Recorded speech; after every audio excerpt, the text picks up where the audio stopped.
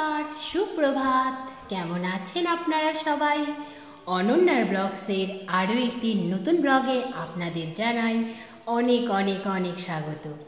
আজ শুক্রবার, সকাল এখন 7:30 বাজে। আমি ঘুম থেকে উঠে ব্রাশ করে ফ্রেশ হয়েই চলে এলাম ছাদে। ছাদে এসে ছাদ বাগানের সুন্দরী ফুলদের দেখলেই সকালটা বেশ সুন্দরভাবে শুরু হয়। ফুল দেখতে কার না ভালো লাগে বলুন তো? কিন্তু হ্যাঁ, মায়ের এই অসুস্থতার পর থেকে আমাকে যেহেতু সংসারের সব দায়িত্বই নিতে হয়েছে প্রায়, সেই জন্যই আমি আর ফুল গাছগুলোর যত্ন নিতে পারছি না সেভাবে। তবুও ফুল গাছগুলো কি দারুণ অকৃপণ দেখুন তো। অত যত্ন না নেওয়া সত্ত্বেও তারা কি সুন্দর আমাকে ফুল দিয়ে মনোরঞ্জন করে যাচ্ছে। তবে হ্যাঁ, হাতের কাজ একটু হালকা যেদিনই হবে, যেদিনই আমি একটু সময় পাবো, আমি গাছগুলোর অতি অবশ্যই যত্ন নেব। কারণ এই ঘাসগুলোই তো অর্ধেক সার খেয়ে নিচ্ছে। ফুল আর সেভাবে ফুটবে কেমন করে বলুন তো?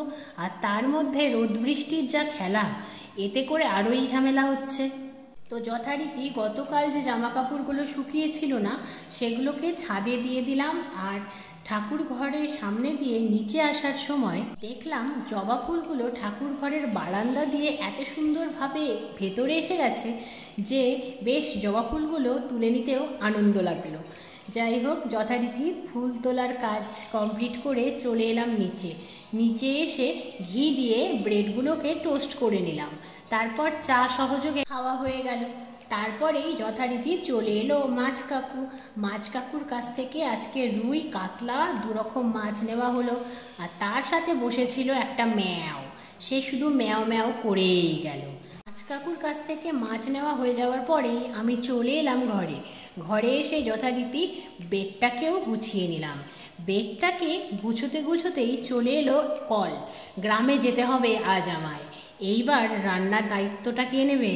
হায় ভগবান, আমি তো এতক্ষণ জানতেই পারিনি যে গ্রামে যাওয়ার এতটা প্রয়োজনীয়তা রয়েছে। কিন্তু গ্রামে যখন যেতে হবে, তার মানে যেতেই হবে। আর্জেন্সি আছে বলেই যেতে হচ্ছে। আর রান্নার দায়িত্বটা আজকে মা নিয়েছে 1 মাস পরে। ওই হাত দিয়ে যে কি করে রাঁধবে শুধু ভগবানই জানে। কোনো রকমে গ্রামের কাজটা শেষ করে তাড়াহুড়ো করে বাড়ি ফিরলাম। বাড়ি ফিরে এসে দেখছি মায়ের রান্না তো হয়ে গেছে। একটু ঠান্ডা হয়ে স্নান সেরে পুজোটা করলাম।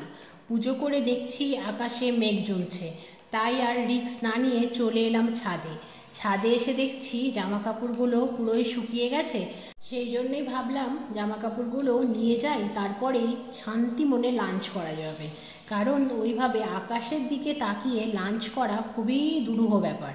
যেহেতু আমি আমার মা বাবার একমাত্র সন্তান, সেই জন্যই ঘরের কাজ সামলানোর পাশাপাশি বাইরের কাজ আমাকেই সামলাতে হয়।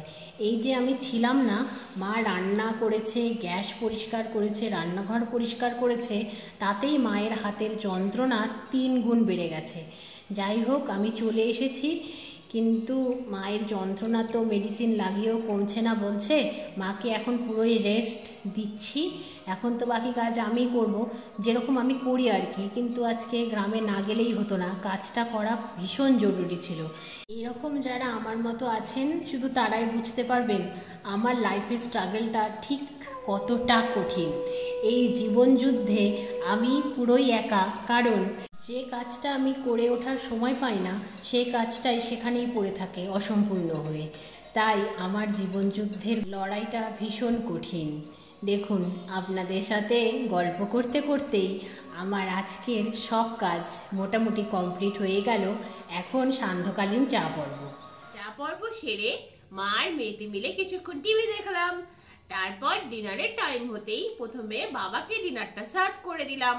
বাবার ডিনার কমপ্লিট হয়ে যাওয়ার পরে সময় মতো মার মেয়েতেও ডিনারটা সেরে ফেললাম। তারপর রান্নাঘরে যাবতীয় কাজগুলো কমপ্লিট হলো। এখন শুধু ঘরে গিয়ে বেডটাকে রেডি করে শুয়ে পড়ার পালা। আর আজকে সারাদিন এত ঘরে বাইরে কাজ করতে হয়েছে, আমার ভীষণ ক্লান্ত লাগছে। মনে হচ্ছে যেখানেই পারবো শুয়ে পড়লেই বাঁচি, এত ঘুম পাচ্ছে। সেই জন্যই আজকের মতো আজকের ব্লগটা আমি এখানেই শেষ করছি।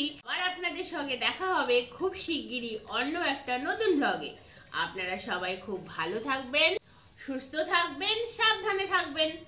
আর আজকের ব্লগটা কেমন লাগলো অবশ্যই কমেন্টে জানাবেন। ভালো লাগলে একটা লাইক করে দেবেন। যদি আপনারা মনে করেন তাহলে অনন্যার ব্লগস চ্যানেলটাকে সাবস্ক্রাইব করতে পারেন। এইভাবেই অনন্যার ব্লগস চ্যানেলের পাশে থাকবেন, এইভাবেই চ্যানেলটিকে সাপোর্ট করবেন।